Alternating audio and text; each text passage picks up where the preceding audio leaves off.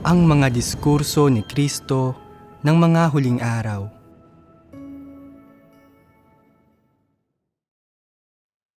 Para magampanan ng maayos ng isang tao ang kanyang tungkulin, dapat magtaglay man lang siya ng konsensya at katwiran.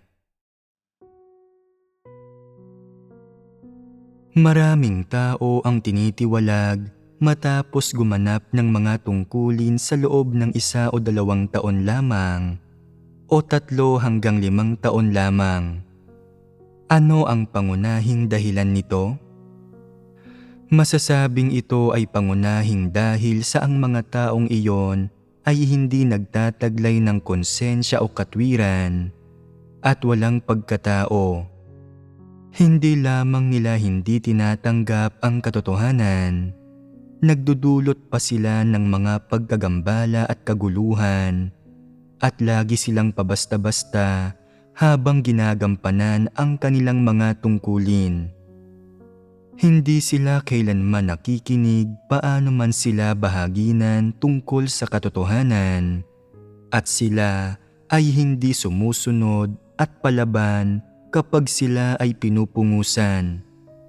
Kalaunan, wala nang ibang pagpipilian kundi ang paalisin sila at itiwalag sila. Anong problema ang ipinakikita nito? Para magampanan ang mga tungkulin, dapat man lamang ay nagtataglay ang mga tao ng konsensya at katwiran. Kung wala nito, magiging mahirap para sa kanila ang manindigan. Lahat ng walang konsensya at katwiran ay walang pagkatao at hindi kayang tanggapin ang katotohanan. Kaya hindi sila maililigtas ng Diyos at kahit na magtrabaho pa sila, hindi nila ito magagawa ng maayos. Ito ay isang issue na dapat mong makita ng malinaw. Kapag nakatagpo ka sa hinaharap ng mga taong walang konsensya o katwiran, na ibig sabihin, mga taong walang pagkatao, dapat mo silang paalisin sa lalong madaling panahon. Ang ilang tao ay hindi tumatanggap ng anumang pananagutan kapag gumaganap sila ng kanilang tungkulin. Lagi silang pabasta-basta.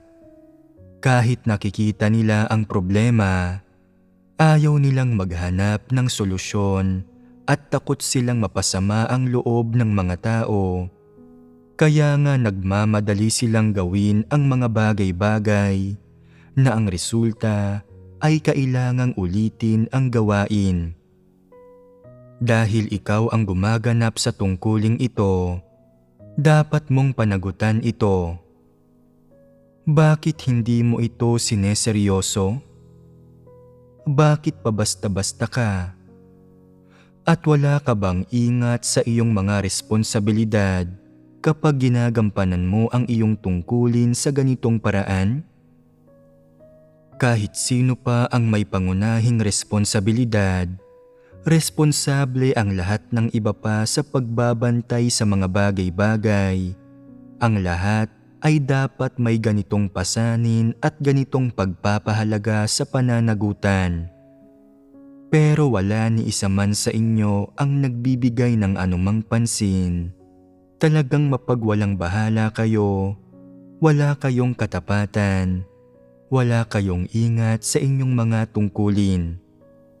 Hindi naman sa hindi ninyo nakikita ang problema, kundi ay ayaw ninyong tumanggap ng pananagutan, ni ayaw ninyong pansinin ang bagay na ito. Kapag nakikita naman ninyo ang problema, ayos na sa inyo ang sapat na. Hindi ba't ang pagiging pabasta-basta sa ganitong paraan ay pagtatangkang linlangin ang Diyos? Kung kapag gumagawa at nagbabahagi ako sa inyo tungkol sa katotohanan, pakiramdam ko ay katanggap-tanggap ang sapat na. Kung gayon, batay sa inyong mga kakayahan at paghahangad, ano ang makakamit ninyo mula roon? Kung pareho ng sa inyo ang saloobin ko, wala kayong mapapala. Bakit ko ito sinasabi? Sa isang banda, ito ay dahil wala kayong anumang ginagawa na taos-puso, at sa isa pang banda ay dahil medyo mahihina ang kakayahan ninyo, medyo manhid kayo. Dahil nakikita kong lahat kayo ay manhid at walang pagmamahal sa katotohanan, at hindi ninyo hinahangad ang katotohanan, dagdag pa ang mahihina ninyong kakayahan. Kaya kailangan kong magsalita ng detalyado. Dapat kong sabihin ng malinaw ang lahat at unti-untiin at himay-himayin ang mga ito sa aking pananalita at mangusap tungkol sa mga bagay-bagay mula sa bawat anggulo sa ano pa mang paraan. Saka lamang kayo nakakaunawa ng kaunti. Kung pabasta-basta ako sa inyo at nagsalita ng kaunti ukol sa anumang paksa sa tuwing maibigan ko, nang hindi ito pinag-iisipan ng mabuti ni pinagsisikapan, nang hindi ito isinasa puso, hindi nagsasalita kapag hindi ko gustong magsalita, ano ang mapapala ninyo? Sa kakayahan na katulad ng sa inyo, hindi ninyo mauunawaan ang katotohanan. Wala kayong makakamit, lalo namang hindi ninyo matatamo ang kaligtasan. Pero hindi ko magagawa iyon. Dapat akong magsalita ng detalyado. Dapat akong maging detalyado at magbigay ng mga halimbawa ukol sa mga kalagayan ng bawat uri ng tao, sa mga saloobin ng mga tao sa katotohanan, at sa bawat uri ng tiwaling disposisyon. Saka lamang ninyo maiintindihan ang sinasabi ko at mauunawaan ang naririnig ninyo. Anumang aspeto ng katotohanan ang ibinabahagi, nagsasalita ako sa iba't ibang kaparaanan na may mga estilo ng pagbabahagi para sa mga nasa hustong gulang at para sa mga bata, at sa anyo rin ng mga katwiran at kwento, gumagamit ng mga teorya at pagsasagawa at nagkukwento ng mga karanasan upang maunawaan ng mga tao ang katotohanan at makapasok sa realidad. Sa ganitong paraan, iyong mga may kakayahan at may puso ay magkakaroon ng pagkakataong maunawaan at tanggapin ang katotohanan at maligtas. Ngunit noon pa man ang saloobin ninyo sa inyong tungkulin ay pagiging pabasta-basta na, ng pagpapaliban ng mga bagay-bagay, at wala kayong pakialam kung gaano katagal ang antalang idinudulot ninyo. Hindi ninyo pinagninilayan kung paano hanapin ang katotohanan upang malutas ang mga problema. Hindi ninyo iniisip kung paano gampanan ang inyong tungkulin ng maayos upang makapagpatotoo sa Diyos. Ito ay pagpapabaya sa inyong tungkulin.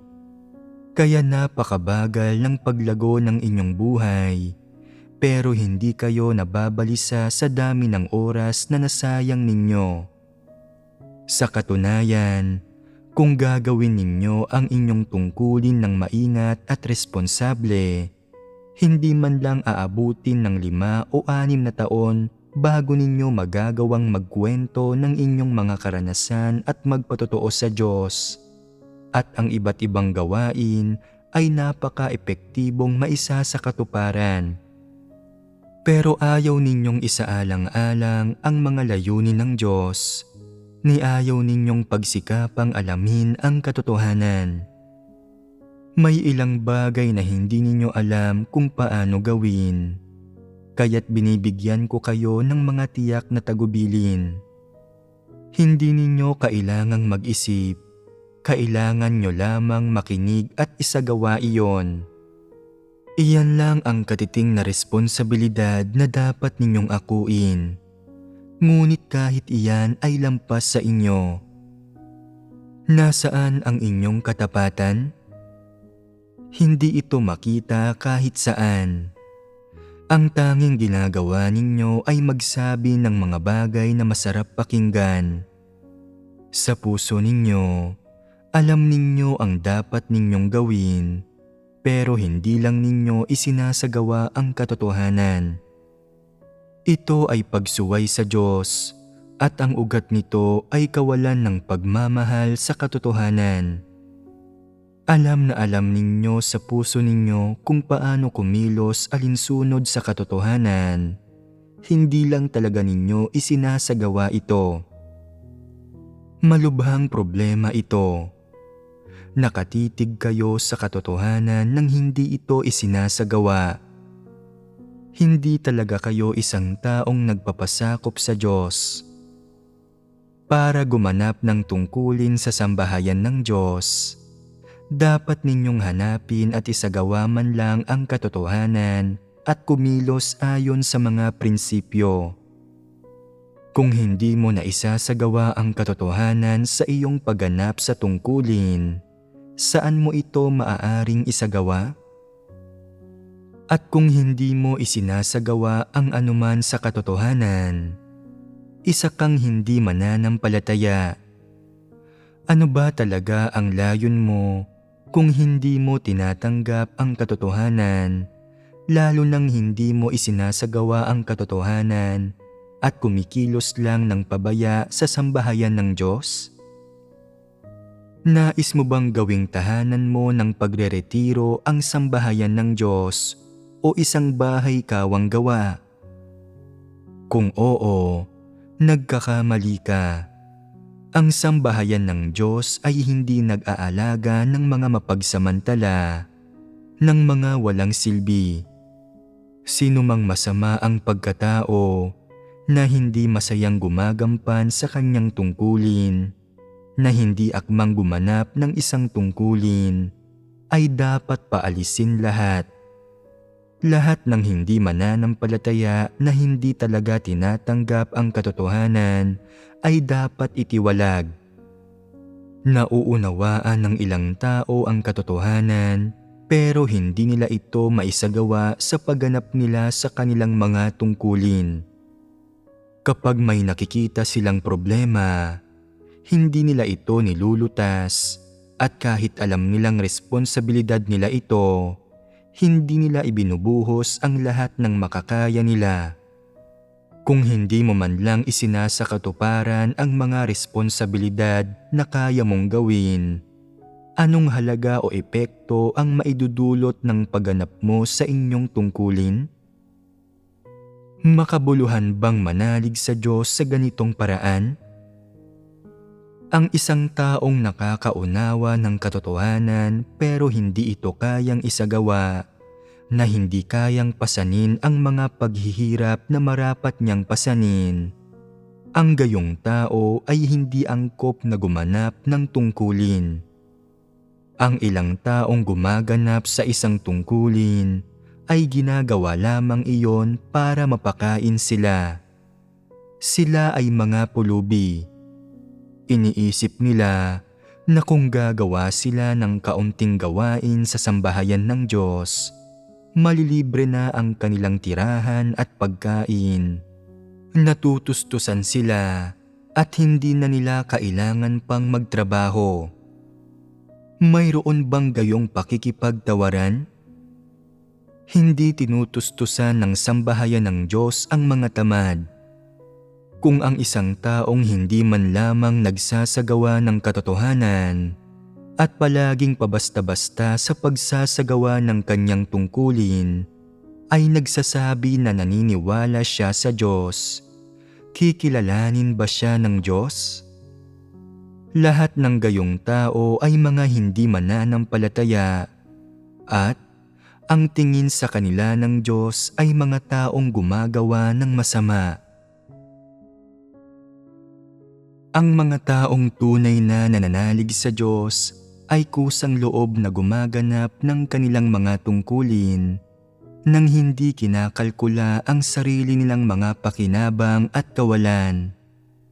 Kahit isa ka pang taong naghahangad sa katotohanan, dapat kang umasa sa iyong konsensya at katwiran at talagang magsikap kapag ginagampanan mo ang iyong tungkulin. Ano ang ibig sabihin ng talagang magsikap? Kung nasisiyahan ka na sa kaunting pagsisikap at pagdanas ng kaunting hirap ng katawan, ngunit hindi mo talaga sineseryoso ang iyong tungkulin o hinahanap ang mga katotohanang prinsipyo, ito ay wala ng iba kundi pagiging pabasta-basta. Hindi ito tunay na pagsisikap. Ang susi sa pagsisikap ay ibuhos mo ang puso mo roon, matakot sa Diyos sa puso mo, isaalang-alang ang mga layunin ng Diyos, matakot na maghimagsik laban sa Diyos at masaktan ang Diyos, at dumanas ng anumang paghihirap para magampanan ang iyong tungkulin ng maayos at mapalugod ang Diyos. Kung mayroon kang mapagmahal sa Diyos na puso sa ganitong paraan, magagampanan mo ng maayos ang iyong tungkulin. Kung walang takot sa Diyos sa puso mo, hindi ka magkakaroon ng pasanin kapag ginagampanan mo ang iyong tungkulin. Hindi ka magkakaroon ng interes doon at hindi mo maiiwasang maging pabasta-basta at iraraos mo lang ang gawain nang walang anumang tunay na epekto na hindi pagganap ng isang tungkulin. Kung tunay kang may nadaramang pasanin at pakiramdam mo ay personal na responsibilidad mo ang pagganap sa iyong tungkulin, at na kung hindi ka nararapat na mabuhay at isa kang hayop na magiging marapat ka lamang na matawag na isang tao kung gagampanan mo ng maayos ang iyong tungkulin at kaya mong harapin ang sarili mong konsensya. Kung mayroon kang nadaramang ganitong pasanin kapag ginagampanan mo ang iyong tungkulin, magagawa mo ang lahat ng maingat at magagawa mong hanapin ang katotohanan at gawin ang mga bagay-bagay ayon sa mga prinsipyo. At sa gayon ay magagawa mong gawin ang tungkulin mo ng maayos at mapalulugod ang Diyos. Kung karapat-dapat ka sa misyong ipinagkaloob sa iyo ng Diyos at sa lahat ng isinakripisyo ng Diyos para sa iyo at sa kanyang mga ekspektasyon mula sa iyo, kung gayon, ito ay tunay na pagsusumikap. Nauunawaan mo na ba ngayon? Kung iniraraos mo lamang ang pagganap sa iyong tungkulin at hindi mo man lang hinahangad na magkaroon ng mga resulta, isa kang mapagpaimbabaw, isang lobo na nakadamit tupa. Maaaring maloko mo ang mga tao, ngunit hindi mo malinin lang ang Diyos. Kung walang tunay na halaga at walang katapatan kapag ginagampanan mo ang iyong tungkulin, kung gayon ay hindi ito abot sa pamantayan. Kung hindi ka talaga nagsisikap sa iyong pananampalataya sa Diyos at sa pagganap sa iyong tungkulin, kung palagi mong gusto na iraos lang ang mga bagay-bagay at mapagwalang bahala sa iyong mga kilos, tulad sa isang walang pananampalataya na gumagawa para sa kanilang amo. Kung gumagawa ka lamang ng isang walang katuturang pagsisikap, hindi ginagamit ang iyong isip, iniraraos mo lang ang bawat araw na dumarating. Hindi iniuulat ang mga problema kapag nakikita mo ang mga ito. Nakikita ang isang tumapon at hindi ito nililinis at walang patumanggang iwinawaksi ang lahat-lahat ng hindi mo na mapakikinabangan. Hindi ba ito problema? Paanong magiging kasapi ng sambahayan ng Diyos ang ganitong tao? Walang pananampalataya ang gayong mga tao.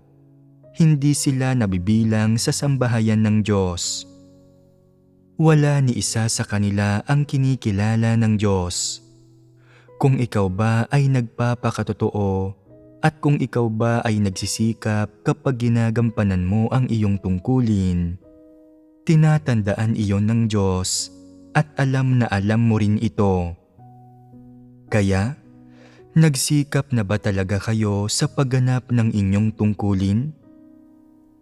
Sineryoso na ba ninyo ito? Itinuring na ba ninyo ito bilang inyong pananagutan, inyong pasanin? Inangkin na ba ninyo ito? Dapat wasto ninyong pagnilay-nilayan at alamin ang mga bagay na ito na magpapadaling harapin ang mga problemang umiiral sa pagganap ninyo sa inyong tungkulin at magiging kapaki-pakinabang ito sa inyong buhay pagpasok. Kung palagi kayong iresponsable kapag ginagampanan ninyo ang inyong tungkulin at hindi ninyo iniuulat ang mga problema sa mga lider at manggagawa kapag nadidiskubre ninyo ang mga ito, ni hindi hinahanap ang katotohanan para lutasin ang mga ito ng mag-isa, laging iniisip na mas kakaunti ang gulo, mas mainam. Laging namumuhay ayon sa mga filosofiya para sa mga makamundong pakikitungo. Laging pabasta-basta kapag ginagampanan ninyo ang inyong tungkulin.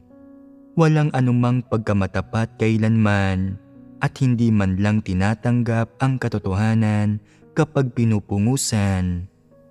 Kung ganito ang pagganap ninyo sa inyong tungkulin, nasa panganib kayo. Isa kayo sa mga trabahador. Hindi mga miyembro ng sambahayan ng Diyos ang mga trabahador, kundi mga empleyado, mga bayarang manggagawa. Kapag tapos na ang gawain, ititiwalag sila at natural na masasadlak sa kapahamakan. Iba ang mga tao ng sambahayan ng Diyos. Kapag gumaganap sila sa kanilang tungkulin, hindi iyon para sa pera o para magsikap o para magkamit ng mga pagpapala. Iniisip nila, isa akong miyembro ng sambahayan ng Diyos. Ang mga bagay na may kinalaman sa sambahayan ng Diyos ay may kinalaman sa akin. Ang mga gawain ng sambahayan ng Diyos ay mga gawain ko. Dapat kong isapuso ang sambahayan ng Diyos. Dahil dito, isinasapuso nila ang lahat ng bagay na may kinalaman sa sambahayan ng Diyos at tinatanggap ang responsibilidad para doon. Tinatanggap nila ang responsibilidad para sa lahat ng bagay na maiisip o makikita nila. Binabantayan nila kung may mga bagay ba na kailangang asikasuhin at sineseryoso nila ang mga bagay-bagay. Ito ang mga tao ng sambahayan ng Diyos. Ganito rin ba kayo?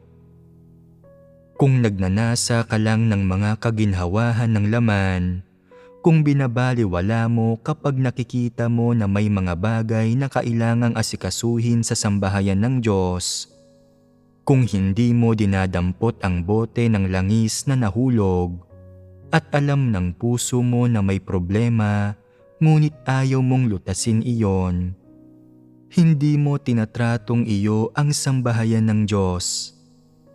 Ganito ba kayo?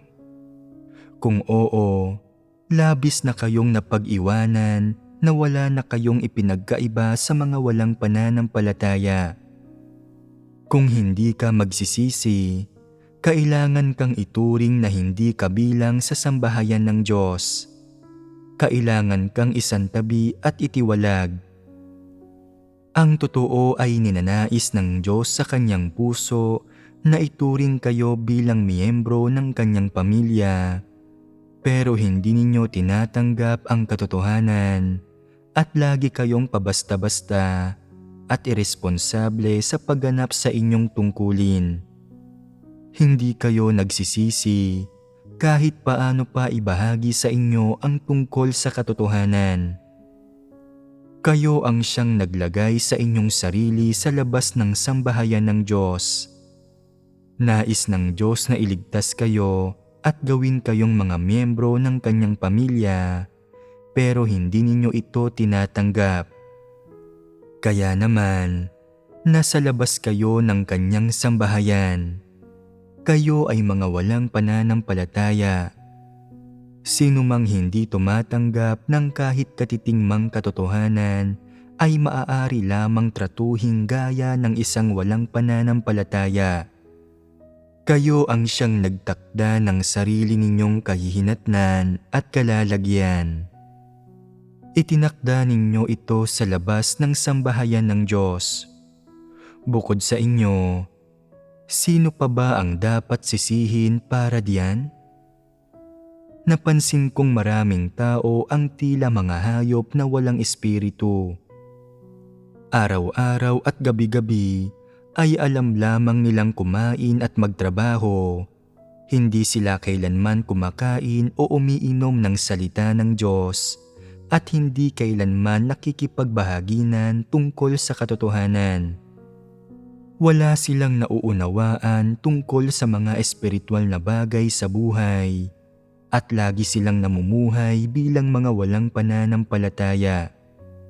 Sila ay mga hayop na nagbabalat kayo bilang mga tao. Ganap na walang silbi ang gayong mga tao at ni hindi sila magagamit para magtrabaho. Mga patapon sila. Dapat silang itiwalag at mabilis na paalisin at wala sa kanila ang dapat pahintulutang manatili. Ang mga taong tunay na nananalig sa Diyos ay iyong mga kayang tumanggap sa katotohanan. Iyong paano man ibinabahagi sa kanila ang katotohanan o paano man sila pinupungusan ay nakakapagpasakop sila.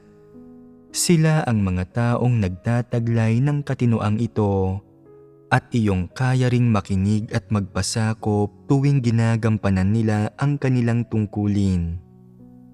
Ano man ang tungkuling kanilang ginagampanan, kaya nilang umako ng responsibilidad, mahusay na isakatuparan ang gawain at tanggapin ang gawaing ito. Ang gayong mga tao lamang ang nararapat na tawaging tao at tanging sila lamang ang mga miyembro ng sambahayan ng Diyos. Ang mga taong trabaho ang ginagawa ay mga pabigat lamang. Itinataboy sila ng Diyos, hindi sila mga kapatid at sila ang mga hindi mananampalataya. Kung ituturing mo silang mga kapatid, bulag at hangal ka. Ngayon na ang oras para pagpangkat-pangkatin ang lahat ng tao ayon sa kanilang uri. Ito ang oras kung kailan ibinubunyag at itinitiwalag ng Diyos ang mga tao. Kung tunay kayong mananampalataya ng Diyos, dapat ninyong masikap na hangarin ang katotohanan at mahusay na gampanan ang inyong tungkulin. Kung makapagbabahagi ka ng ilang patotoong batay sa karanasan, pinatutunayan nitong isa kang taong nagmamahal sa katotohanan at na nagtataglay ka ng ilang katotohanang realidad. Subalit kung hindi ka makapagbabahagi ng anumang patotoong batay sa karanasan, isa kang trabahador at nanganganib kang matiwalag. Kung ginagampanan mo ng maayos ang iyong tungkulin at responsable ka at tapat, isa kang tapat na trabahador at maaari kang manatili. Sino mang hindi isang tapat na trabahador ay dapat itiwalag. Sa makatuwid, tanging sa maayos na pagganap lamang ng iyong tungkulin ka makapananatili ng matatag sa sambahayan ng Diyos at maililigtas mula sa kalamidad. Napakahalaga ng maayos na pagganap sa iyong tungkulin. Kahit papaano man lang, ang mga tao ng sambahayan ng Diyos ay mga tapat na tao. Sila ay mga taong mapagkakatiwalaan sa kanilang tungkulin, na kayang tanggapin ang ibinigay na gawain ng Diyos at na kayang gampanan ng tapat ang kanilang tungkulin. Kung ang mga tao ay walang tunay na pananampalataya, konsensya at katwiran, at kung wala silang pusong natatakot at nagpapasakop sa Diyos, hindi sila naaangkop na gumanap ng mga tungkulin. Kahit pa ginagampanan nila ang kanilang tungkulin, pabara-bara nila itong ginagawa. Sila ay mga trabahador, mga taong hindi pa talaga nagsisi. Ang mga trabahador na tulad nito ay ititiwalag kalaunan. Tanging ang mga tapat na trabahador ang pananatilihin. Bagaman walang katotohanang realidad ang mga tapat na trabahador, nagtataglay sila ng konsensya at katwiran. Nagagampanan nila ang kanilang mga tungkulin ng taos-puso at pinahihintulutan sila ng Diyos na manatili. Ang mga nagtataglay ng katotohanang realidad at ang mga matunog na makapagpapatotoo sa Diyos ang kanyang mga tao at pananatilihin at dadalhin din sila sa kanyang kaharian. Sa ngayon, batay sa inyong mga saloobin sa inyong mga tungkulin, kahusayan sa paggawa ng mga bagay-bagay at mga resultang nakukuha sa inyong mga tungkulin, hindi pa rin ninyo maayos na nagagampanan ang inyong mga tungkulin. Ito ay dahil masyado kayong pabasta-basta at iniraraos lamang ninyo ang napakaraming bagay. Pabaya kayo sa napakaraming bagay at nagpapakita kayo ng napakaraming pagpapamalas ng pagsunod sa mga regulasyon. Ano ang dahilan nito? May kaugnayan ba ito sa inyong kakayahan at mga hinahangad na mata mo?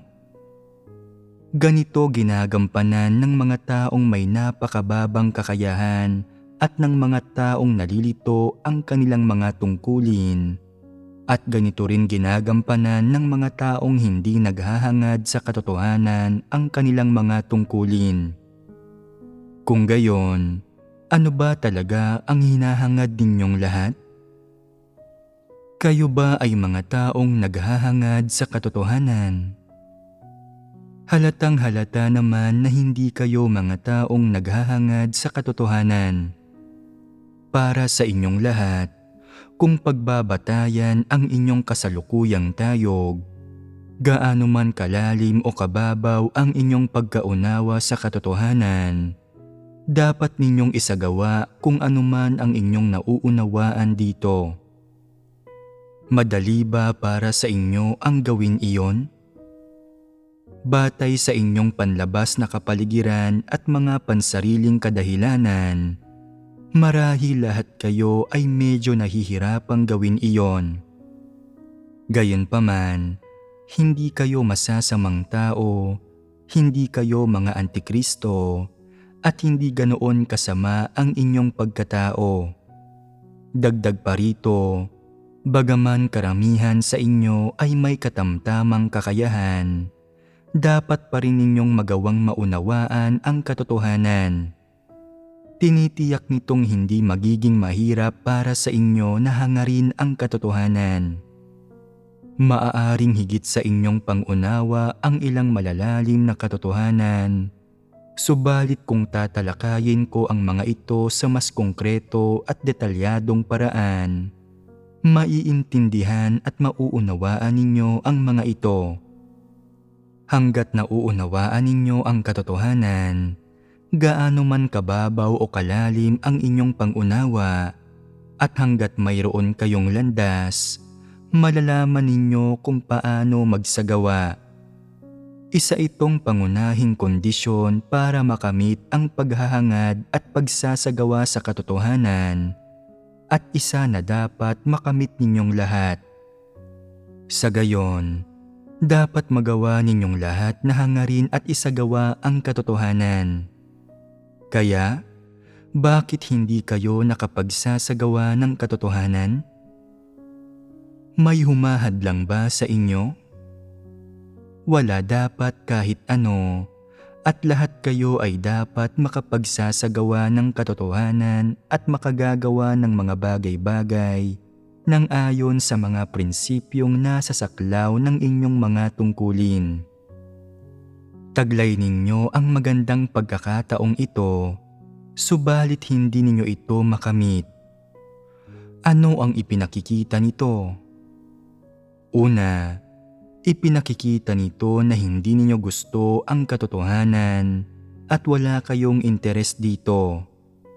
Pangalawa, ipinakikita nito na wala kayong tunay na pagkaunawa sa kung paano hahangarin at isasagawa ang katotohanan at na wala kayong pagkaunawa sa kung ano ang ibig sabihin ng pagsasagawa ng katotohanan, kung ano ang kabuluhan at kahalagahan ng pagsasagawa ng katotohanan, at kung ano ang mahalaga tungkol sa pagsasagawa ng katotohanan. Nang walang pagkaunawa sa mga bagay na ito, iniraraos lamang ninyo ang mga bagay-bagay nang walang interes sa katotohanan o sa pagsasagawa nito, at iniisip pa rin ninyong, ano ba ang pakinabang ng paggawa sa mga bagay-bagay nang ayon sa mga prinsipyo at ng pagsasagawa ng katotohanan? Pinatutunayan ng mga kaisipang ito na hindi ninyo nauunawaan ang kahalagahan ng katotohanan, na hindi pa ninyo personal na nararanasan ang mga benepisyo ng paggawa sa mga bagay-bagay nang ayon sa mga prinsipyo at ng pagsasagawa sa katotohanan, at nawala kayong pag-unawa sa kabuluhan ng mga ito, kaya't wala kayong interes sa pagsasagawa ng katotohanan. Kahit medyo interesado kayo sa pakikinig sa mga sermon at medyo nais ninyong mag-usisa, nagpapakita kayo ng katiting na interes lamang tuwing pinag-uusapan ang pagsasagawa ng katotohanan. Ang ilang tao ay handang makinig sa mga sermon at magbasa ng salita ng Diyos, at handa silang isagawa ang katotohanan habang nagsasagawa sila ng mga bagay-bagay. Subalit nabibigo sila kapag oras na ng aktwal na pagsasagawa sa katotohanan. Lumalabas ang mga kagustuhan at pilosopiya nila para sa mga makamundong pakikitungo, at nalalantad ang kanilang mga tiwaling disposisyon tulad ng katamaran, pag-aasam ng kaginhawahan, panlilinlang, at pakikipagkumpetensya para sa katayuan. Ganap silang iresponsable sa kanilang mga tungkulin at hindi man lang nila inaasikaso ang mga bagay-bagay nang ayon sa mga katotohanang prinsipyo. Nagpapakapagod at gumagawa lamang sila. Kontento na sila hanggat naiiwasan nila ang paghihirap at hindi sila maingat sa anumang bagay. Kahit na kapag alam nilang hindi nila maayos na nagagawa ang kanilang mga tungkulin, hindi sila nagninilay sa sarili, bagkus ay patuloy nilang ginagampanan ang kanilang mga tungkulin sa isang pabasta-bastang paraan. Sa katagalan, nagiging manhid sila, mapurol ang pag-iisip at walang kibo. Ganito ang kalagayan ng isang trabahador.